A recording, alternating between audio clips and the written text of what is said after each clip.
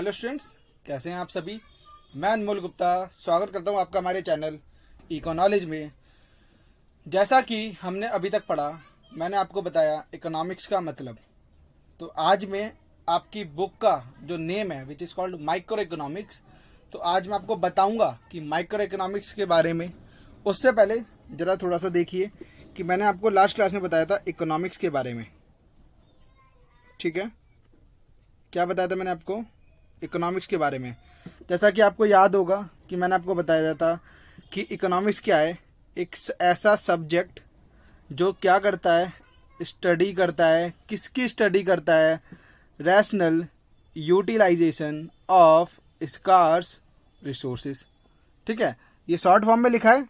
अगर आपको डिटेल में जानना है, मैंने पूरा अच्छे से समझाया है प्रीवियस वीडियो में, तो वहाँ जाके देखिए। मैं आपको लिंक डिस्क्रिप्शन में दे दूंगा। ठीक है, आपको अच्छे से मतलब समझ आ जाएगा इकोनॉमिक्स का। लेकिन आज मैं आगे से डिस्कस करूंगा। ठीक है, अभी के लिए आपको सिर्फ इतना समझना है कि इकोनॉमिक एक सब्जेक्ट है, और डिटेल में जानने के लिए आप प्रीवियस वीडियो में जाइए, आपको वहाँ पे अच्छे से समझ आएगा। तो जो हमारा इकोनॉमिक्स था, उसकी क्या होती है ना, उसकी ब्रांचेस होती हैं। क्या होती हैं? ब्रांचेस होती है, या मैं बोल लूँ टाइप्स होती हैं। क्या होती हैं?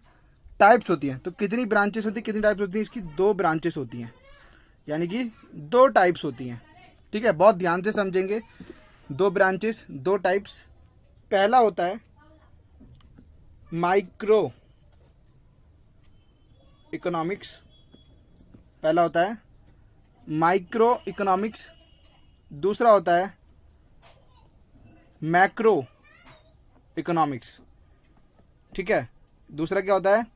Macro economics. पहला माइक्रो, दूसरा मैक्रो। जरा ध्यान से देखो, 2 ब्रांचेस कौन कौन सी? माइक्रो, दूसरा मैक्रो। ठीक है, आइए समझते हैं। माइक्रो मैक्रो एकदम अच्छे से बताऊंगा डिटेल में। हाँ, आपको अभी के लिए आपको 11th में कौन सी पढ़नी है? माइक्रो। और ये मैक्रो जो है वो आपके 12th में है। ठीक है, अभी आपको माइक्रो पढ़नी है, आपको मैक्रो जो है वो 12th में पढ़ने को मिलेगी बहुत अच्छे से डिटेल्ड में, वो भी मैं ही पढ़ाऊंगा आपको। ठीक है, तो आइए थोड़ा सा समझते हैं माइक्रो इकोनॉमिक्स के बारे में। क्या है ये माइक्रो इकोनॉमिक्स? तो जो आपको पूरी 11th में पढ़ना है, माइक्रो इकोनॉमिक्स। Micro economics. ठीक है, जरा आइए ध्यान से समझेंगे एकदम डिटेल्ड में। सबसे पहले ये जो वर्ड है माइक्रो, ये जो वर्ड है माइक्रो, माइक्रो वर्ड आया कहाँ से? माइक्रो वर्ड आया कहाँ से? तो ये हमारा है बेटा एक ग्रीक वर्ड। क्या?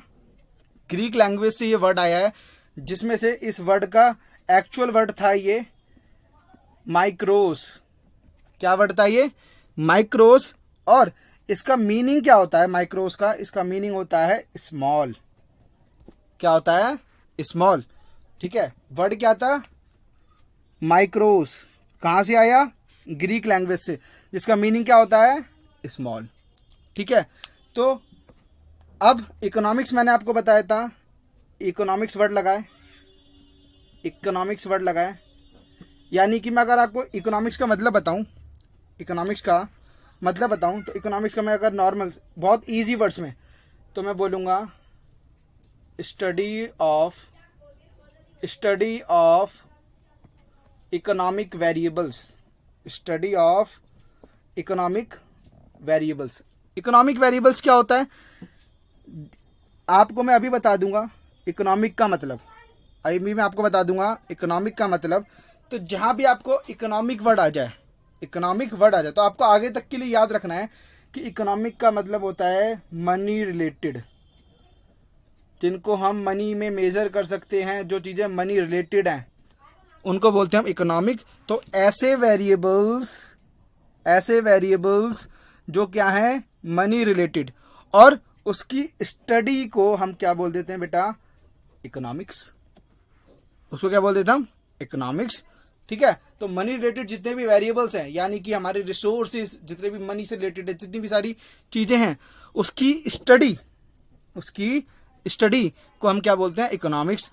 तो यहाँ पे देखो 2 वर्ड आए, micro plus economics. Micro plus economics.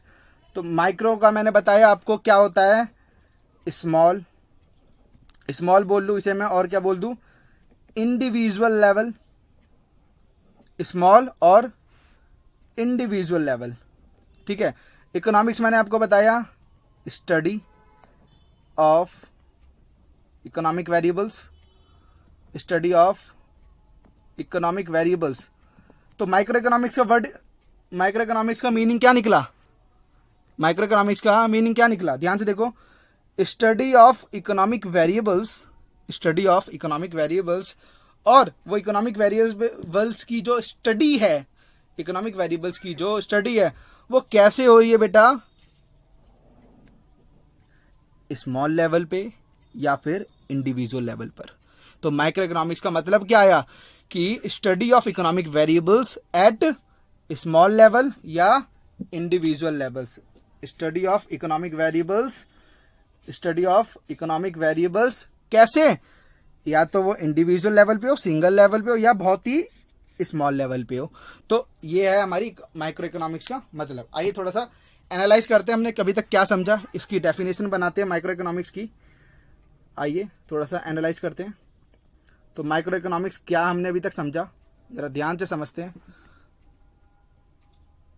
It refers to that, it refers to that branch of economics, it refers to that branch of economics, ठीक है, it refers to that branch of economics in which we study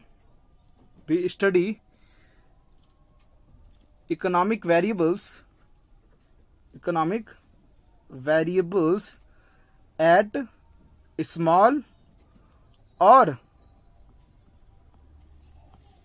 individual level, क्या निकली definition देखो, refers to the that branch, ये economics की वो branch होती है बेटा, किसकी ब्रांच, इकोनॉमिक्स की, जिसमें हम क्या करते हैं, स्टडी करते हैं इकोनॉमिक वेरिएबल्स की, इकोनॉमिक वेरिएबल्स की, मनी रिलेटेड वेरिएबल्स, कैसे, एट स्मॉल लेवल या इंडिविजुअल लेवल पे। तो उस स्टडी को, स्मॉल लेवल की स्टडी को हम क्या बोल देते हैं, माइक्रो इकोनॉमिक्स, ठीक है। आइए अभी थोड़ा सा और एग्जाम्पल की हेल्प से समझते हैं और अच्छे से आपको क्लियर होगा। तो आइए अब कुछ एग्जाम्पल्स की बात कर लेते हैं माइक्रो इकोनॉमिक्स के, आइए, जिससे आपको और हेल्प मिलेगी क्लियर करने में, ठीक है। एग्जाम्पल की बात करें, जैसा कि मैंने आपको बताया माइक्रो इकोनॉमिक्स का मतलब है study of economic variables at a individual level और स्मॉल लेवल, ठीक है। तो आइए समझते हैं, जैसे example number 1, income of a person, income of a person, ठीक है, इन अ हाउस होल्ड, एक फैमिली में, एक हाउस होल्ड सेक्टर में किसी पर्सन की इनकम, तो मेरे को बताइए एक व्यक्ति की आय, क्या वो स्मॉल लेवल पे आएगी या बड़े लेवल पे आएगी। ऑब्वियसली एक पर्सन की बात कर रहे हैं, इंडिविजुअल की बात कर रहे हैं, तो किसका एग्जाम्पल है, माइक्रो इकोनॉमिक्स का, ठीक है। ऐसे ही demand of a individual, demand of a individual, किसी इंडिविजुअल पर्सन की डिमांड, वो भी माइक्रो इकोनॉमिक्स का पार्ट है, ठीक है। और बताइए, आप ऐसे समझ सकते हैं, ठीक है, प्राइस ऑफ अ पेन, अब देखो मैं किसी एक पेन की बात कर रहा हूँ, ठीक है, या मैं प्राइस ऑफ अ, मैं बोल दूँ प्राइस ऑफ कौन सा, लिंक पेन ले लेते हैं, price of a Linc pen, ठीक है। तो उस पेन की, पर्टिकुलर पेन की, एक छोटे से पेन की, इंडिविजुअल पेन की मैं बात कर रहा हूं। तो ये सारे एग्जाम्पल जो हैं वो किसके एग्जाम्पल हैं, माइक्रो इकोनॉमिक्स के। आइए थोड़ा सा और मैं आपको बताता हूं। माइक्रो,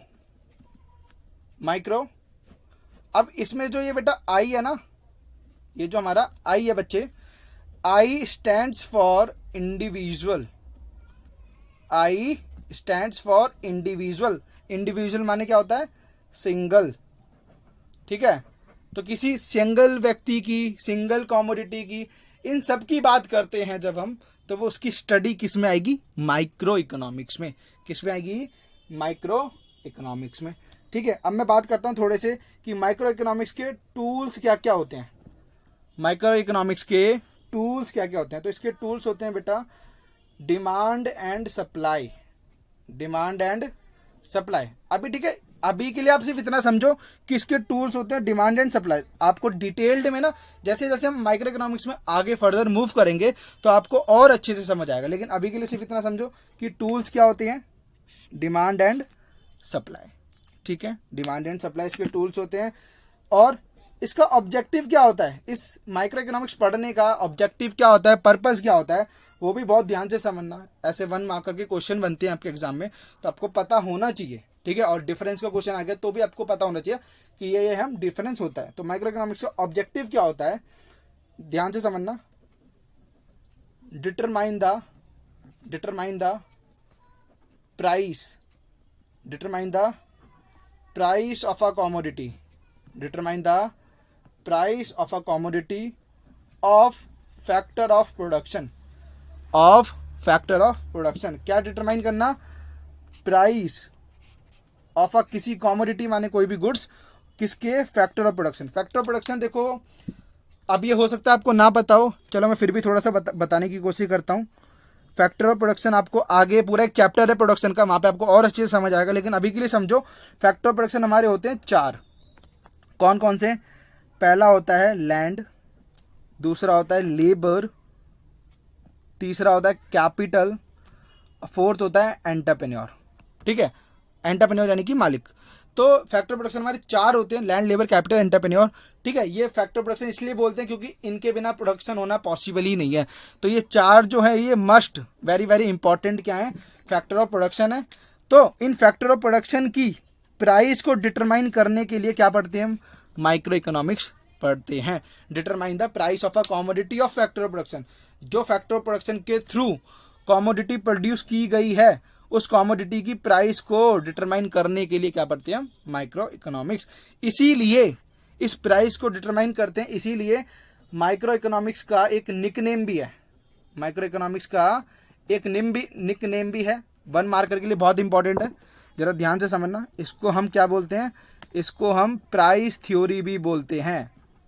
क्या बोलते हैं, प्राइस थ्योरी भी बोलते हैं। 1 मार्कर का क्वेश्चन आ सकता है कि प्राइस थ्योरी किसे बोलते हैं, माइक्रो, मैक्रो या नॉर्मेटिव, पॉजिटिव इकोनॉमिक्स, ये आगे पढ़ाऊंगा तो 1 मार्क का क्वेश्चन आता है। तो किसे बोलते हैं, प्राइस थ्योरी किसको बोलते हैं, माइक्रो इकोनॉमिक्स को। ठीक है, इतना आपको समझ आ गया। अब आगे चलते हैं, ध्यान से मेरी बात समझना। एक चीज मैं बता रहा हूँ वेरी वेरी इंपॉर्टेंट, कोई इतना डिटेल्ड में नहीं समझाता यूट्यूब पे, जरा समझना इसे। ठीक है, माइक्रो इकोनॉमिक्स में जरा ध्यान से समझना। माइक्रो इकोनॉमिक्स के जो वेरिएबल्स हैं, माइक्रो इकोनॉमिक्स के जो वेरिएबल्स हैं, वेरिएबल्स माने कुछ भी, इनकम, प्राइस, कुछ भी। माइक्रो इकोनॉमिक्स के जो भी वेरिएबल्स हैं, ठीक है, वेरिएबल्स हैं वो depends on macro economics, depends on macro economics.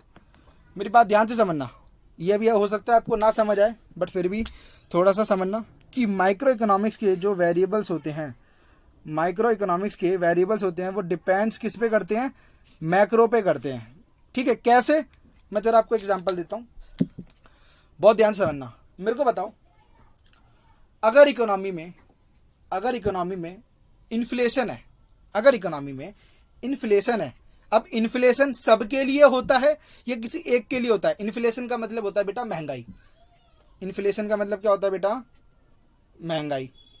जब सभी चीजों के प्राइस बढ़ते हैं, तो मुझे बताना इन्फ्लेशन सभी के लिए, तो एक मैक्रो इकोनॉमिक्स का पार्ट है। अब मैक्रो इकोनॉमिक्स का पार्ट है तो सभी चीजों की जब प्राइस बढ़ रही है तो एक इंडिविजुअल लेवल पे भी क्या बेटा, प्राइस बढ़ेगी। इंडिविजुअल लेवल पे भी क्या होगा, प्राइस बढ़ेगी। तो अब बताओ, ये माइक्रो इकोनॉमिक्स के जो वेरिएबल वो डिपेंड हुए नहीं हुए मैक्रो पे। जब सभी के लिए प्राइस बढ़ेगी, पूरी इकोनॉमी में प्राइस बढ़ेगी, तभी तो क्या होगा, माइक्रो इकोनॉमिक्स के भी प्राइस बढ़ेंगे, मतलब इंडिविजुअल के भी प्राइस बढ़ेंगे। तो जब जनरल प्राइस लेवल बढ़ेगा तो इंडिविजुअल गुड्स के भी प्राइस बढ़ेंगे। तो इसीलिए बोलते हैं micro economics depends on macro economics. एक और एग्जांपल देता हूं, बहुत ध्यान से समझना। ठीक है, दूसरा example, let's suppose national income बढ़ रही है, नेशनल इनकम बढ़ रही है। ठीक है, नेशनल इनकम क्या होती है, देश में सभी लोगों की इनकम का टोटल, उसी को बोलते हैं नेशनल इनकम।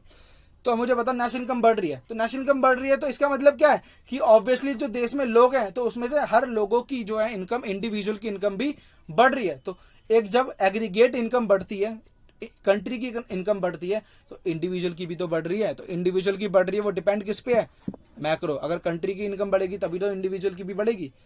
तो इसीलिए बोलते हैं micro economics depends on macro economics. Hope so आपको क्लियर होगा, बहुत डिटेल्ड में मैंने आपको बता दिया है what is micro economics. Hope so आपको समझ आया है। ठीक है, आइए अब बात करते हैं मैक्रो इकोनॉमिक्स की। तो आइए अब बात करते हैं मैक्रो इकोनॉमिक्स की। ध्यान से समझना, मैक्रो इकोनॉमिक्स, मैक्रो इकोनॉमिक्स। और हाँ देखो, आपको मैं नोट करने का टाइम नहीं दे पा रहा हूँ क्योंकि ऑलरेडी मैं डिटेल्ड में बहुत ज़्यादा समझा रहा हूँ, तो वीडियो काफ़ी लेंदी हो रही है। लेकिन हाँ, लेंदी ज़रूर है लेकिन वर्दी होगी। आपके कॉन्सेप्ट एक एक डिटेल्ड में मैं आपके क्लियर कर दूंगा। फिर भी अगर आपको कोई भी डाउट रह जाता है तो आप कमेंट सेक्शन में बोल सकते हैं मेरे को। आइए मैक्रो इकोनॉमिक्स समझते हैं। तो मैक्रो का मतलब क्या, ध्यान से समझना। मैक्रो जो वर्ड है ये भी कहाँ से आया है, ग्रीक वर्ड है। कहाँ से आया है ये, ग्रीक वर्ड, जिसका एक्चुअल वर्ड क्या है, मैक्रोस। क्या है, मैक्रोस। ठीक है, अब इस मैक्रोस का मीनिंग क्या होता है, मैक्रोस का मीनिंग क्या होता है, लार्ज। लार्ज बोलूँ या मैं as a whole, as a whole. यानी कि मैक्रो कहाँ से आया है, ग्रीक लैंग्वेज से आया है, जिसका एक्चुअल वर्ड क्या है, मैक्रोस, और उसका मीनिंग क्या है, लार्ज लेवल पर या होल लेवल पर। ठीक है, अब ध्यान से देखना, ये जो मैक्रो है, ये जो मैक्रो है, इस मैक्रो में ये जो ए है ना, ए stands for aggregate. A stands for aggregate. Aggregate का मतलब क्या होता है, इकट्ठा, इकट्ठा। ठीक है, एग्रीगेट का मतलब क्या होता है, इकट्ठा। ठीक है, मतलब समग्र। क्या मतलब होता है, समग्र, इकट्ठा।